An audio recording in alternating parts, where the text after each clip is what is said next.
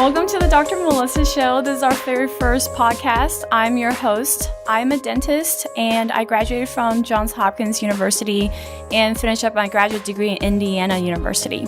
I'm the owner of Honey Dental and we're broadcasting to you from Dallas, Texas right now.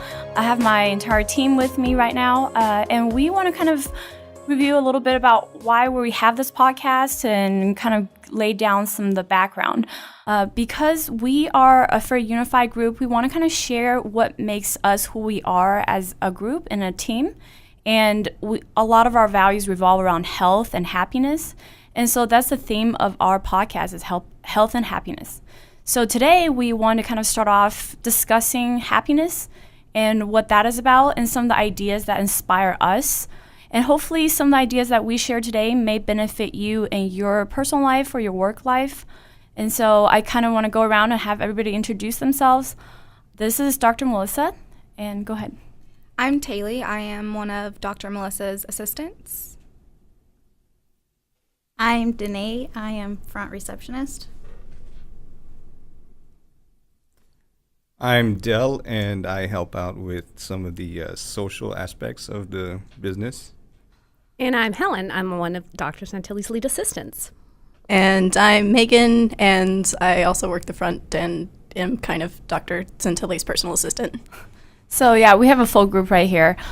So today we want to start off talking about happiness and the science of happiness. So we want to start off discussing Dan Gilbert's TED Talk. A lot of times we'll kind of have something, either a book or something that inspired us about a modern idea that we want to share that we think is worth spreading. So in Dan Gilbert's TED Talk, he discussed a couple things about happiness and what that really means. So the first thing is prefrontal lobe of your brain is something that separates us from other animals. This is something that allows us to predict the future and plan ahead, and allows us to have simulation of future plans or synthetic kind of experiences. And this gives us an advantage, evolutionary speaking, because it allows us to predict circumstances and calculate whether we want to commit to an action. And it allows us to suppress ourselves if we feel that an action is not in our best interest. How do you guys feel about how your mind helps you in your daily activities and how that's an advantage for you to be able to predict the future? Do you guys have any comments? For example, like just talking about like planning out your day. If you figure out, hey, this road is kind of packed and I don't want to go down this road, I'm going to change my route to, go a different route to work. That can save you time. Just kind of how do you feel like you benefit from being able to predict based on circumstances that you know about? I mean, I feel like for me, just being able to kind of like, if I don't, like say something bad happens in my life or something and it really gets me down, I like knowing that like I can change my mindset on it to make it to where I have like a better day and it doesn't affect my work or whatever I'm doing that day. So that's kind of how it helps me. Okay. Do you have a comment? She hit it right on the nail. Yeah. So the prefrontal cortex of your brain allows you to have this prediction and control over certain actions. And it also gives you a sense of control over circumstances that are beyond your control. For example, if you're faced with a situation that you have to deal with that's negative, your mind starts adapting to it. So Dan Gilbert said that after 3 months of any sort of traumatic experience, whether you won the lottery or you had a car accident, your mind kind of settles at and evens out because you're able to adapt to your circumstances. And that is very powerful. That means every day you can wake up and actually choose to be happy, and you can choose to perceive things in a way that can give you that happiness. Because your perception ultimately is what determines whether or not you're happy. And so this kind of happiness is actually called synthetic happiness. It means that you can actually control happy you are with circumstances beyond your control. That's how you adapt to your reality. And this is kind of psychological immune system that you have to progress. Do you guys have any comments about how you feel about synthetic happiness? Do you have an example of that? Go ahead. Well, I mean, obviously, like, everybody goes through hard situations in their life and everything, but, like, thinking about, like, certain things, like, whether it be, like, a death of a loved one, like, it's really hard in that moment, but, like, further on the line, like you said, like, 3 months down the line, it's not really, like, it can still affect you, but it's, like, not really so important to your happiness. Like, you can move on. So definitely being able to, like, kind of perceive the future and kind of, like, move on from where you are is definitely something that's, like, super important to your happiness. You learn to live with it, kind of thing. Yeah. Even when you wake up in the morning, you can say, like, oh, great, my job isn't that exciting, but I have to get to work. I'm not really looking forward to it. Or you can just wake up saying, hey, I woke up. That's true. Should be grateful. That's true. I think you it's know. definitely about what we put out there. We put out happiness, and that's what we get back is happiness. So if you think negative, you're going to get that negative in return, and your life will show the negativity because our mind's what's thinking it. Yep, true. Yeah. So Dan Gilbert talked about the difference between synthetic happiness and natural happiness. He states that they're both equally important. The difference is that the natural happiness is something that happens to you when you get what you want. For example, you really want that new car and you're able to get it, or you want to win the lottery and you win the lottery. Things that just happen based on your desires. Synthetic happiness is you don't necessarily get what you want. For example, you may have a different set of outcome or circumstances not similar to what you were hoping for, but you see something positive out of that instead of what you were going to get. So your predictability of what your happiness would have been with the previous set of circumstances may not be what determines your ultimate happiness with what you actually ended up with. So, for example, if you ordered a meal and the waiter brought you the wrong thing, and then you try it, you're like, wow, I found a new dish that I really love, and I had no idea until this mistake happened. And normally you might have been upset because you didn't get your normal meal, but at the same time, you got to try something new. Do you guys have any experiences with experiencing synthetic happiness based on circumstances that didn't turn out the way you wanted, but you ended up being happy anyway? Anybody? I feel like for me personally, I tried making like a relationship work because I was like 3 years into it. And so I just thought about the time and was like, well, I don't want to waste my time on it. But then I don't want to feel like I wasted my time. Let me correct that. So I would keep trying to make it work whenever deep down inside, like, I really wasn't happy with the choice that I was making. So finally, obviously, I ended it. And in the moment, I was very, very upset. But that's where synthetic happiness comes in, where I would just kind of like pick my head up and make myself happy. And now it's 6 months down the road, and I can't even imagine being in that situation anymore because I am genuinely happy now. So that's kind of a little example. Yeah. Okay, there's more fish in the sea. You're fine. More fish in the sea. I'm kind of coming actually from the same situation. I was in a long distance relationship for about 3 years and everything, and I came to the point where I realized after a visit that he came down and saw me that when he left, I was not happy at all. Like, I felt like I couldn't do it. I felt like I was more invested in the relationship than he was. It was a rotten mess, but anyways, so I actually ended up telling him that I wanted to take a break. But when I was going through the process of like being in the break with him, I actually felt like really conflicted and everything. It was kind of like a little bit harder for me to like just still continue on, like having that guilt in the back of my head that I'm like kind of leaving him hanging and everything. So I actually just told him, I was like, okay, that's it, I'm done. And kind of like what Taylor says, even then, like in the moment it was bad, it was horrible. I was upset, everything like that. But now, like kind of continuing on, I feel great. That's awesome. You don't need no man. Single and ready to mingle. So she touched on a very important thing about, you know, when you actually are wavering in your choice whether or not to be happy. There's a study that they did at Harvard University where they tested 2 groups of art students, and they said, here's 2 pictures that you can have. One class, they said, you have to pick one right now, and the other one gets shipped off to England, and you don't get that ever again. So pick your favorite one, and then let's see how you do with that one. The other class, they said, you have 2 photos, pick one right now, but if you change your mind down the road a couple weeks, I'll still have it in my office, so come by and exchange however you want. So when they tested these students later, 6 months down the road, how they're happy they were with their choice, the people that you would think would be happier are the ones that had that choice, the reversible option where they can go back and trade for the other photo. However, when they actually did the study, the people that had to commit to their initial decision and not look back are the ones that are tremendously happier with their ultimate choice versus the ones that got the opportunity to trade. Because the ones that got the opportunity to trade, they are always kind of thinking, what if I got the other one instead?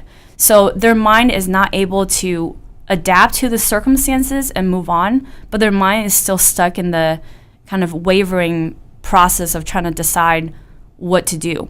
And so when you're uncertain, it makes you less happy. And so this kind of leads to some of the social examples of you see in social, a popular TV, The Bachelor, where there's a bachelor with 30 different women that he can choose from, and he kind of goes down to final 2. But they let him go really far in the relationship with the final 2, up to the moment that he's about to propose. And so finally, when he proposes to one of them, usually that relationship ends up breaking up 2 months later. And a lot of times this happens mainly because of the psychological idea that if you're not sure about your choice and you felt like you had this way to come out of it, you're 1 foot in, 1 foot out kind of feel, ultimately you're very deeply dissatisfied with whatever you end up with. Versus another example would be arranged marriages, where people would have to marry someone that is decided for them and there's no way out, and their culture and everything else kind of determines that this is the person you're going to spend your life with. You don't know them, but good luck kind of thing. The success rate is actually much higher. So success rate of bachelor show is about 10%. That's much worse than average. National average is about 50%. Arranged marriages, the success rate is about 90%. So you can see that when people's minds are confronted with a set of undeniable circumstances they cannot change, the mind is able to adapt. So that's basically going back to your psychological immune system. Does anybody have any comments about feeling committed to a choice you made? Kind of like what Megan just said about once she realized that, the break is not a good thing, but she needs a final break up, is when she felt released from that kind of hindrance of being able to move on. Yeah, I agree. I just think that whenever you have to make a decision, then it's literally the synthetic happiness that you're talking about. Your body adapts to it and is like, okay, so now this is happening, so I'm good kind of feeling. Mm-hmm. Yeah, you're right. Even when you're moving, getting a new job, anything like that, you're so many what ifs. What if I don't like it? What if I have to move too far? What if I don't make friends? What if I don't? So many, but it always gets better. It does. I just feel like in that we have to, whatever we do, make our choice the happiest choice. We're always going to have choices that we have to make daily, but to know that we made a choice, you have to stick behind it. You have to put your happiness in that and go with it. Yeah. Do you have an example of when you had an option of going on vacation and you missed out on it, but then you ended up liking the other option? I did. So I am from West Texas, Midland, Texas, and I made a choice one day to just up and leave, and I ended up in Dallas with no plan and no anything. But in that process making, I could have went to Costa Rica or here, and I gave up something I really wanted to do to come here. But I feel like in the end it turned out better because now I have all you guys, I have an amazing life, and I'm really happy that I made the choice. Yeah, we're not in Costa Rica. You missed out. You would have We're missed out. nowhere near, but it totally makes up. Costa Rica will always be there. It will. Yes. During vacation time. True. She's like, don't leave work. Yeah. I need you. Yeah, I need you all the time. Do you have something to say, Del, about experience you've had where you felt like committing to a choice, even if you had to confront negative set of circumstances, it was still beneficial to you in the long run? Oh, I mean, I've had quite a few experiences, I guess. I'm kind of an odd bird in a way because I'm mostly indifferent about most things that go on in life. So I don't really put too much of a label on it. I wouldn't say in particular that certain things make me happy or sad. I just see them for what they are for the most part. Now there are certain things in my life that I know for sure that make me very happy. The love of my daughter is probably the most extreme case that I can give you. But I would say, yeah, I've difficulties through the Marine Corps. I know when I first got into boot camp, I was like, wow, what did I get into? Yeah.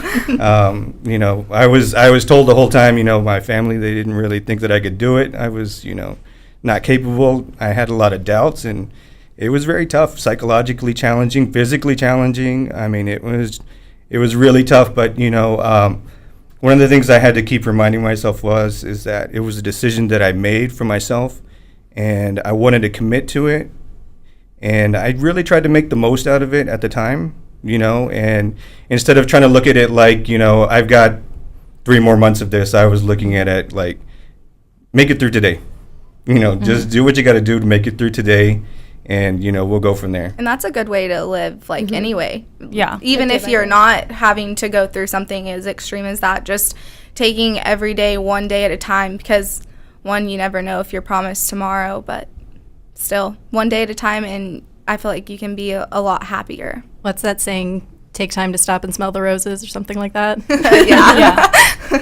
I think kind of focusing on each day is important because the moment is what really matters. You can predict all you want in the future, but if you're happy in this moment, then you're making up your whole life's made up moments of happiness, just full of happiness. Do you have anything else to add to that? No, I don't think so. Do you? Can you tell us a little bit about what your day was like in the Marine? Like, did you have to get up at like 5 a.m. and run and stuff? They were very long days. We usually had to be up around 4:30 because we would go and have chow early. So we had to be up in uniform. We'd have to be shaved, showered, everything. Be ready to go. We would have breakfast, and we usually only have maybe like 3 or 4 minutes to eat breakfast. Or any meal really was really fast. Man.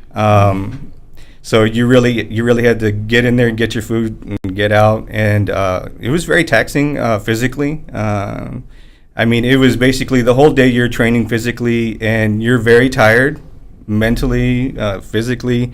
We had to do a lot of instructional training where we would learn things like first aid. We would learn things about history of the Marine Corps, history of warfare, things like that. A lot of combat techniques, training, stuff like that. And so a lot of times, it was really hard to stay awake because we were so deprived of sleep. We would basically wake up at about 4:30 in the morning. We wouldn't go to sleep until maybe about 10:30 at night, and pretty much the whole day you're being messed with. So there's always the chance of you falling asleep during one of the instructional periods, and that's a really bad thing to do. Really bad. You don't want to be caught in the attention. Yeah, and that's happened to me one time in school, and I learned a really big lesson from that. They made you run. And it wasn't nearly that good. I wish they had just made me run. Take a lap. Yeah, I think it's really important to recognize that when you're in moments of, challenges and difficulties, you're able to kind of gather yourself and stay focused on your goals, and that way you can experience tremendous personal growth, because when you come out of that, you can look back and say, I survived that, and I didn't die, I'm fine. Did you die? Did you die? Yeah. I love that meme where he's like, but did you die? If you didn't die, then I think you're fine. Walk it off. Yeah. So one of the examples he actually listed was Maurice Beckham. He is someone that was wrongfully imprisoned for murder for 37 years. So he was in prison until he's basically in his 80s when he was finally released. He died at the age of 98 in 2016. And one of his quotes said, "I don't have one moment's regret. It was a glorious experience," because he felt like his experience, even though he was in solitary confinement for 18 years during that time, his mind still adapted to that circumstance, and he found beauty in that, and he found peace. And so that's a very powerful example of someone that can show you the power of your mind, that in even those circumstances, you can still find some level of happiness, which makes synthetic happiness just as real as natural happiness that you could experience in your life. Do you have anything to add to your experiences with synthetic happiness? No? Are you referring to that Yes. story specifically? Yeah, just kind of like, that's an example, but anything that Yeah. Well, kind of like him, like I was how saying, it just inspires you. yeah. Well, just like you were saying about him, living every day, going, well, I'm here. What else can I do? But it was just like I was saying, you wake up just grateful every day that you wake up. Period. Always, every time we're, even at work, when I see people every day and I tell them, how's your day? They say this or that. But I'm always say, hey, you woke up. And they stop and think, they're like, you're right. I woke up. Yeah. I should be having a good day. I started great. I feel like happiness is very contagious too. Mm-hmm. Like Yeah. if you even like say you're in a room full of people that are negative, I just feel like if you are positive and happy and it spreads, like it's gonna make someone else happy and then the next person happy. It's like paying it forward kind of thing. It's But with- wildfire. But with happiness. It's like wildfire. Did you know, actually, this is a weird fact. When I tell people, like, when I say, did you think you ever won the lottery? And people are like, no, there's no way. I'm like, actually, you did, because you're competing when you were, before you were born, you were a sperm, and there's 200 million out there competing with you, and you won. You're here. So you should wake up and be like, I won. That's I'm crazy. a winner. I was the one that got through. Yeah. You made it, and you beat out everybody else that tried to get it, and you get to experience life. So I think that's amazing. That's a good one, Dog. Yeah. It's pretty nerdy. This is just how it is. I think it's also, too, we give ourselves too many choices in life that we focus more on that, and we forget that we do have happiness inside of us, and we do forget to show and express our true selves. So we minimize choices and make ourselves happy. Yeah, and you want to kind of share that with the ones who are in your life, like your loved ones, because you want to help them understand on a daily basis that they're important to you and that you're happy, and you want to share that with them. Will Smith has kind of a nice quote about him and his wife, Jada. He felt that, throughout his marriage experience, he realized that you can't make other people happy. You're actually responsible for your own happiness. So if you're happy and you try to make if you try to share that happiness with someone else, then that happiness, kind of like what Taylor was saying, is very contagious. But if you are not happy and you expect someone to make you happy, then you're setting that responsibility on someone else's shoulders when it should be really your own. Because you're ultimately responsible for your own experience, your unique journey through life. Even if you share it with someone else throughout your whole life, you still have to make your individual daily decisions that's going to contribute to your overall journey and your destiny. And so it's important to keep in mind that you are ultimately you're ultimately responsible for your happiness. It's important to take that responsibility and take ownership of it. Do you guys have any other comments about happiness and ownership? No. Okay. I find it just interesting that what you said, that you would think other people make you happy. Like, you can't live without that person. You make me happy. They don't really. I mean, it's more like it really is within you. They're just a part of your happiness. They're part of it, yeah. They make you But feel happy, and so we express it. Happier. Yeah. Or yeah, they can Yeah. make Make you, me they can make you happier. smile, make you laugh, but It's coming from you. You- It's not yeah. really coming from them. I never really stopped to think about that. It goes back to how your mind controls your perception of your environment. And so if someone else is in your life and like you said, if they're making you laugh and everything, it's your way of interpreting that experience, of your gratefulness for having that person in your life, of how much you appreciate that person in your life. And having these feelings of feeling grateful and appreciation is what ultimately fulfills your happiness need. So it's not necessarily that person who's there, but how you perceive that person. So it's important to know that you control your perceptions, and how you perceive your loved ones will ultimately influence your level of happiness with that person.